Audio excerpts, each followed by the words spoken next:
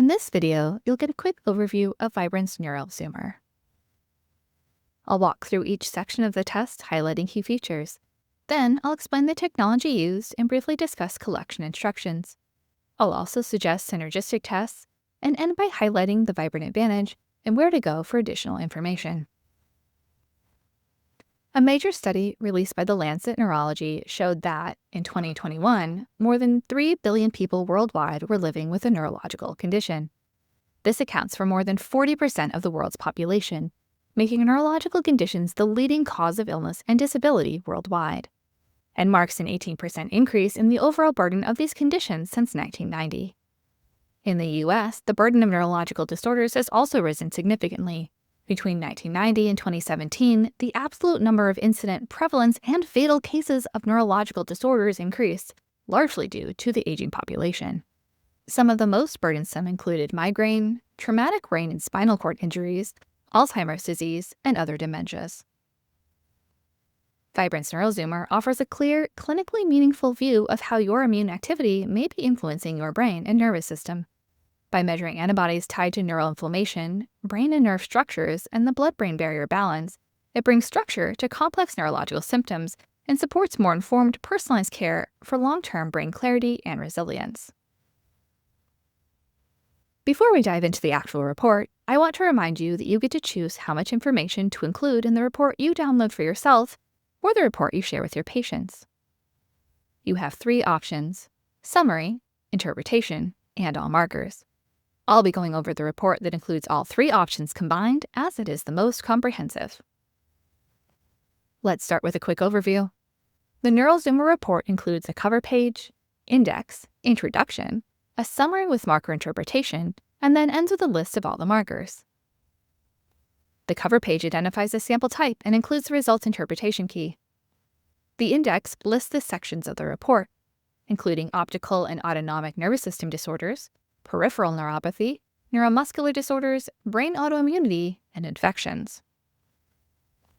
The introduction page is where you can find the methodology and interpretation of report, and I highly recommend reading this page, especially if you want to learn about the methodologies used or how reference ranges were established. The summary shows the elevated and moderately elevated results along with interpretive comments. And the full report lists the levels of all markers, including demyelination antigens like anti-tubulin and anti-myelin basic protein, blood-brain barrier disruption markers like anti-S100B and anti-glial fibrillary acidic protein, also optical and autonomic nervous system disorders such as anti-aquaporin 4, peripheral neuropathy antigens like anti-GM1 and anti-GM2, also neuromuscular disorder antigens like antibodies to acetylcholine receptors and voltage-gated calcium channels, along with brain autoimmunity markers such as anti-cerebellum, anti-Purkinje cell, and anti-amyloid beta, as well as markers of brain inflammation like the anti-NMDA receptor. And lastly, the infections, including cytomegalovirus, Epstein-Barr virus, herpes simplex virus 1 and 2, human herpes virus 6 and 8, and streptococcal A.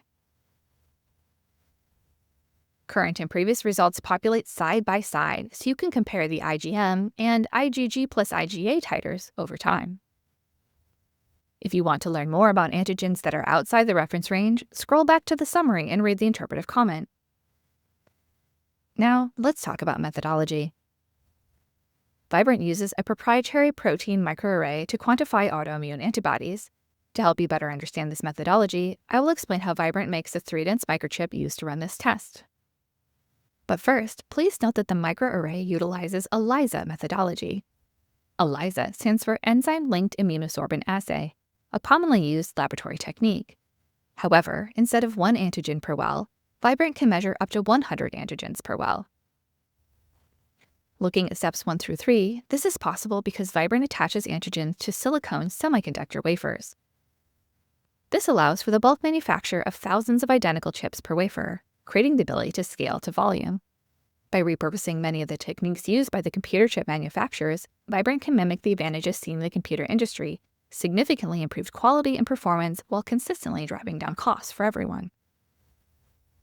Looking at step 4, Vibrant then dices the wafers into tiny microchips. In step 5, Vibrant uses automated machines to arrange the microchips, 1 for each antigen, in a 10 by 10 grid atop one pillar on a pillar plate.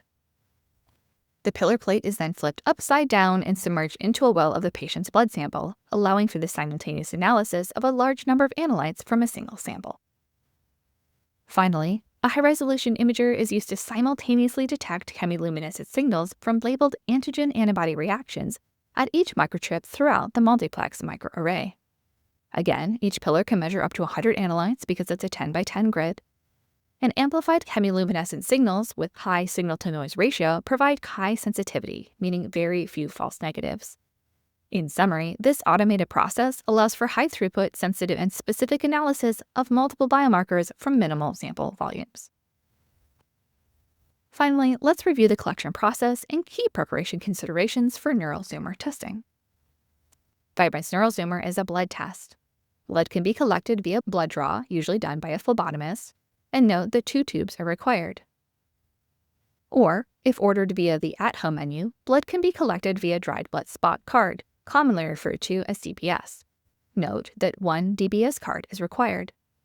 A detailed video of how to collect the DBS sample is linked in the video description, which can be shared with patients who require a full walkthrough. As for timing and pretest conditions, blood samples may be collected at any convenient time of day, unless otherwise instructed. Fasting is not required.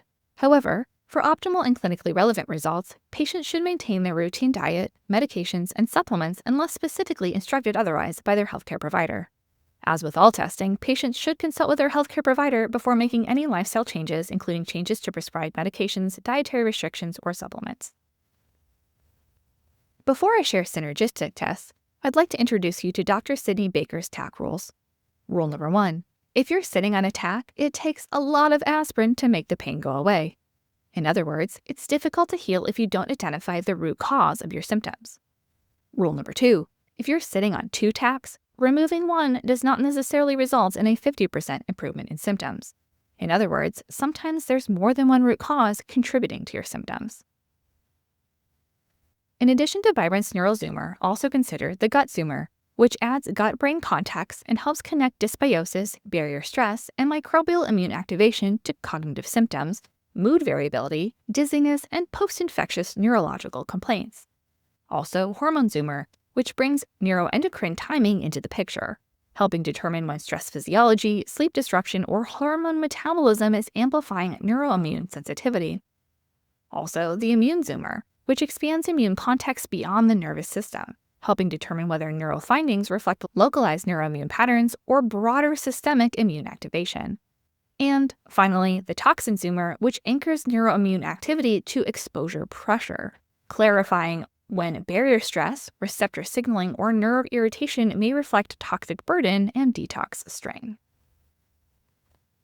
In summary, the NeuroZoomer uses highly specific and sensitive microarray methodology to provide neural insights for the gray zone, when symptoms fluctuate, scans are normal, and the nervous system feels off without explanation. By mapping antibody activity against brain tissue, neuroreceptors, myelin, peripheral nerves, and the blood-brain barrier, it reveals neuroimmune stress that imaging, EMG, and routine labs routinely miss. This enables earlier recognition of meaningful neuroimmune involvement, clearer differentiation between neuroinflammation, neuropathy, barrier stress, and neuromuscular signaling, also more confident prioritization when MRI, EMG, and routine labs fall short, and stronger patient conversations grounded in measurable neuroimmune biology. To learn more, visit the link in the video description. If you have questions, please ask them in the comments below this video. Thanks for watching, and I hope you have a vibrant day.